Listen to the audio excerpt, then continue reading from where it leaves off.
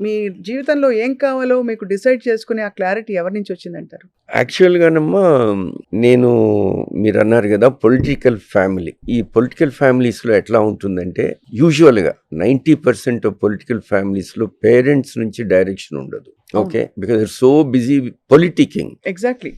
Looking after the state, looking after their panchayat, looking after their village. ఈ గొడవల్లో కుటుంబంలో ఉన్న పిల్లల్ని మర్చిపోతారు. సో ఆ పిల్లలకి డైరెక్షన్ ఉండదు. మై ఫాదర్ ఎవరైనా నేను అటు వెళ్తుంటే మీ అబ్బాయి అంటే అవునండి. ఏం చేస్తున్నాడంటే అవునరా ఏం చేస్తున్నావు అని అడిగేవారా? మా ఫాదర్ అడిగేవారు. నేను ఇప్పుడు మెడిసిన్ చదువుతున్నాను. ఏ ఇయర్ అండి అంటారు.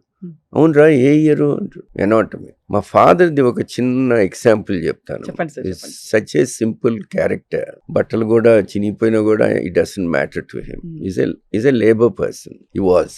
ఆయన ఫస్ట్ టైం నేను గైనీ ఆబ్స్టిక్స్, నాకు అసలు ఆ సబ్జెక్ట్ అంటే నాకు అసలు ఇష్టం లేదు, కానీ పాస్ అవ్వాలి కదా కంపల్షన్. మా ప్రొఫెసర్ సుభద్రాదేవి మా మదర్కి క్లోజెస్ట్ ఫ్రెండ్. సో నేను మా మదర్ దగ్గరికి వెళ్ళి ఆమెకు చీర పెట్టమ్మా కొద్దిగా హెల్ప్ చేస్తుంది పరీక్షలో అని అడిగా. మా మదర్ ఊరుకోకుండా మా ఫాదర్కి చెప్పింది. మా ఫాదర్ పిలిచి ఆయన జేబులో నుంచి ఒక 2 చీటీలు తీసి, ఒరేయ్ మీ క్లాస్మేట్స్ ఉన్న 150 మందిలో ఒకళ్ళిద్దరు నంబర్స్ ఇవి, వీళ్ళిద్దరి కోసం మీ ప్రొఫెసర్ దగ్గరికి వచ్చి నేను I will request him. Okay, ఎందుకంటే వాళ్ళు పొలిటికల్ గా నాకు అవసరం, నీ కోసం నేను వెళ్ళి చెప్తే నాకు ఒరిగేదేంటి అన్నాడు. అని నాకు అర్థం కాలే ఏం మాట్లాడుతున్నాడు ఈయన.